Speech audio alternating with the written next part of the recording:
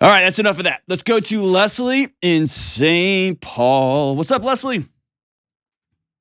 Hi, Dr. John. How are you? I'm fantastic. How are you? I'm doing great. Thank you. Life's going okay? Yeah. Excellent. What's up? How can I help?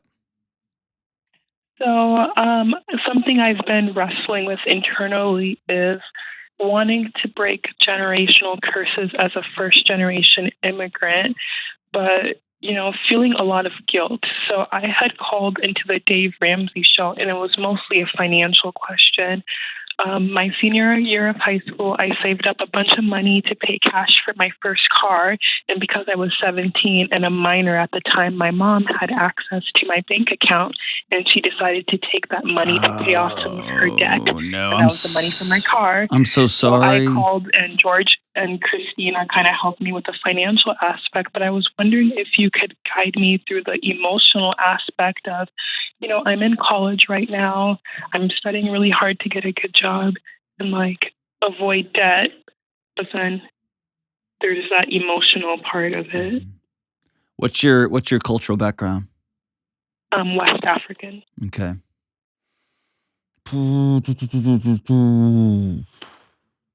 Is that a strongly maternal culture?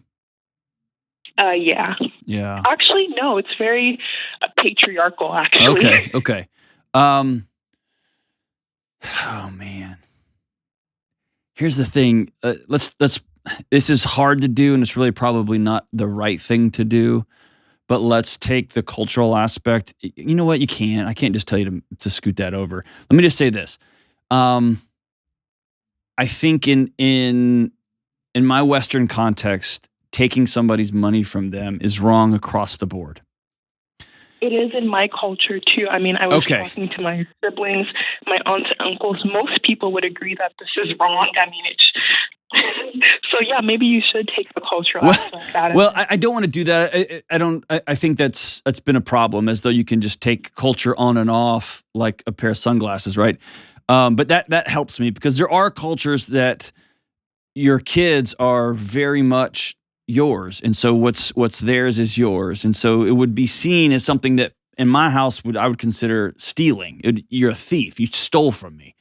And in other cultures, it might not be seen that way. So I want to be sensitive to that, but at the same time, I want to honor your requests to begin to create your new life here as a first gen immigrant, and you get to begin to wrestle with how do you hold on to the heritage parts of your heritage that you want to keep and you want to be a part of your life moving forward. How do you how do you grab onto this new Western culture that you're learning, and then really what do you have designed for your life? And it sounds like, if I don't want to speak into too much, but it sounds like what you're saying is I have to grieve the loss of my mother because she stole from me, and I'm done with that relationship. Is that fair? Well, I don't want to be done with the relationship because I know she has a lot of hurt herself, but I do think that it's wrong. Okay, Like, let me stop you right there. You aren't responsible for her hurt. And her hurt doesn't give liberty for her to steal from you. okay. I always think parents have a right to be treated with dignity and respect, even if it's in a dignified way, in a respectful way, saying, I'm never going to talk to you again. Okay. Or saying, Hmm. the word here is boundaries. You are going to have to learn how to create boundaries that keep you safe, keep your stuff safe. And sometimes staying safe inside of a boundary also hurts really bad because it's lonely. And you should have your mom as your number one fan in your life right now, and your mom took from you. Hmm. And let me also add this layer. She took your money, but I think she took something bigger from you. I think what she also took from you is your supports. Like, you were resting on her, and then suddenly she pulled that support out from under you. Does that make sense? Yeah, that makes sense. And it's almost like you lost your money, and that's heartbreaking and all that. You had plans for that money, but it's almost heartbreaking in, like, it's like you're walking on sand now, right? Like you can't get a Mhm. firm grasp on the ground. I don't know. Tell me, keep talking. Yeah, so like the financial aspect is one thing, but then it was like the manipulation There you and go. the gaslighting that Yeah. ensued. Like almost being blamed for it essentially. Yeah. That was like, okay, well, money comes and goes, it can be replaced, but the manipulation and gaslighting, and then also like Hey, obviously, Leslie, make sure you're talking into your phone, okay? yeah, There you go. and then also trying to build my own financial picture, but then like knowing that I'm responsible for someone else's at the same time is very stressful. You're not. You're 18 years old. Okay. Now, here's the deal. If you make adult decisions, sometimes they come with adult consequences. What do I mean by that? You get your own account so that your mom can't take it anymore. Which I did. Okay. Do you pay your own tuition? I get full ride scholarships, so Okay. no, I don't pay any tuition. But I mean, you're not dependent on her financially. Nope, not at all. Okay. Now you have to decide how much you can be around her emotionally, physically, financially, before you become somebody that you do not want to become. You become somebody who is snippy, who has to hide things, who can't tell the truth, who whatever, because it's not safe. See what I'm saying? Yeah, I understand. And this is going to be really hard because you're 18 years old and your mom should be your number one cheerleader. And instead, your mom's leading the charge of making it difficult for you to find your footing as you grow into adulthood. Yeah. Have you grieved that? Have you sat down and just wept? Or have you just been angry? Yeah, I remember one time I just had a total emotional breakdown. I was just like sobbing, like crying hysterically to the point where like she could hear me all the way upstairs. And then she came in my room and she's like, "Oh my gosh, why are you crying? And you didn't even tell me. I can't believe that I'm not the first person you would run to. Oh, And I didn't gosh. do anything wrong by taking your money. I didn't do anything wrong, so I don't understand why you're crying." So that was the response I got. And you know that's manipulative, right? Yes, I understand. Okay. And there's something deeper than that manipulation. You know that that's your mother severing the relationship and that hurts. Hmm. It's really easy to stop at the act that makes us enraged or scared, but beneath that, the most core relationship you have is with your mom. Mm-hmm. And she told you through her actions, this relationship is over now. It is something different. And quite honestly, you've probably known that for a long time. Is that fair? I guess. This type of manipulation and dishonesty and thievery doesn't just happen once. Mm-hmm. It's happened to other siblings as well. So Okay. So the real question is, what are you going to do now?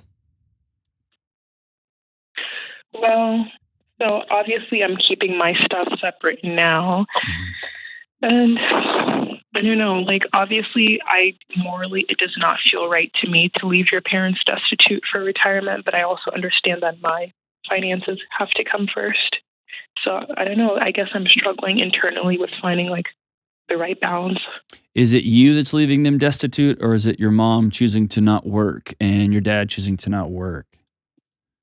Or are they unable So to?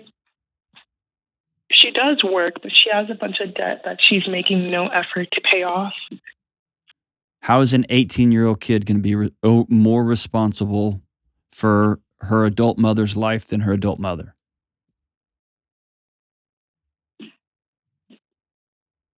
I guess I can't and shouldn't. It's not only are you not being invited in to be a part of the solution, you're being excluded from this. Right? It's a very parasitic relationship. Right, because like she has a job where she makes like $13 an hour, Yeah. and we're like, you are starving. You can't continue doing that because it's such an easy job, she doesn't want to quit and do something that yes is more difficult, but like would pay more. Has she asked you to come help pay her bills? Yeah, and then I didn't do that, so that's also like a source of tension. Whew, man.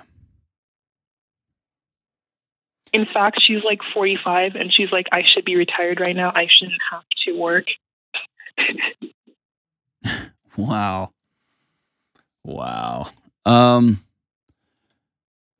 Leslie, here's the deal. You just got some hard decisions ahead of you. I agree with you. I would not let my parents be destitute either.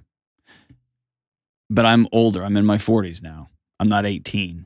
Mm-hmm. At 18, there's very little you can do. And your parents have not asked you, hey, how can we make our situation different? They've stolen from you. How can we, do you know any insights? Do you know any new tips or tricks or hacks? And you could show them, Ramsey Solutions stuff on how to get out of debt, or you could show them my friend Ken Coleman stuff on how to get a job. Or you could point them to this show about how to improve your relationships and how to improve your mental health. They don't have any interest in that. And so there comes a moment when you continuing to give them money is actually disrespectful because you're you're accelerating their demise, if you will.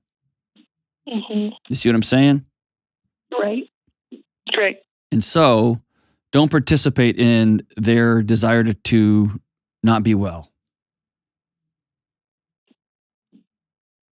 But also, I think, like, first of all, she barely speaks English and can't read or write. So also, I sympathize with her in that sense. Like, she can't just pick up the Dave Ramsey Total Money Makeover and read it. Of course. It's hard. And that's what I'm saying. There's no easy path forward here. And I'm not saying that your mom, her path is really challenging. It's very, very difficult. Very difficult. And it's lonely and it's disconcerting. And she's lost her culture, right? And she's thrown into this chaos. Like, I get all of that. It's all hard. The challenge for you is being very honest with yourself and choosing reality. Mm-hmm. You can't heal that for her. She can take steps and she can invite you in, and an invitation is much different than stealing. A plan is much different, is more different than a bailout, if you will. Mm-hmm. And so my heart is broken for her and with her. I empathize with her all the way. And I know that until she decides, I want this to be different.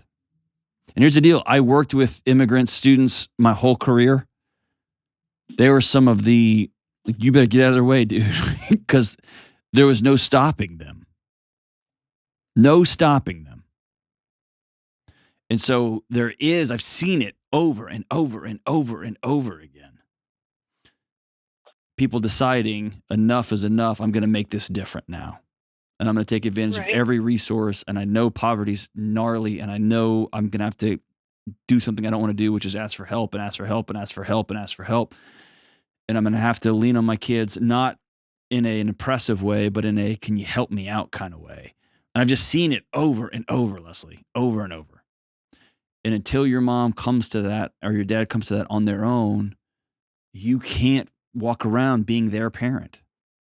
What's funny is that he does very well financially, but they keep their finances totally separate, which is a whole nother situation. Yeah. That's just them choosing to be dysfunctional, like in their relationship. And again, there's so many layers here. There's a cultural layer. There's the educational layer. There's the you're my kid layer. There's the I didn't do anything wrong. There's so many layers here. And every time there's a bunch of layers, I want to clear the deck and write down on a piece of paper, what can I control and what can I not control? And what I can control, I'm going to go from there. I'm going to do those things. I'm going to take care of those things. And you can love your mom. And like I said, you can treat her with dignity and you can treat her with respect. But you can't make her decide that she's going to take care of herself. And you can't make her decide that she is going to have more self-worth than well, I guess this is just all there is. And that you're going to continue to let her to take from you and to, if you will, hold you back. And in some shape, form, or fashion, the greatest gift you could give them is to go be really successful in school. But like you said, it's not even about money. Your dad's got money. They're just not sharing. They're just not sharing it. The whole thing's a mess here. If you were my friend and we were sitting down having nachos, I would tell you, write down a piece of paper, control what I can control, and let the rest of the stuff go. And just know when it comes to family, when it comes to culture, when it comes to all this mess, letting those things go hurts and it's painful and you have to grieve it. But just because it hurts doesn't mean it's wrong. Just because it hurts doesn't mean it's wrong.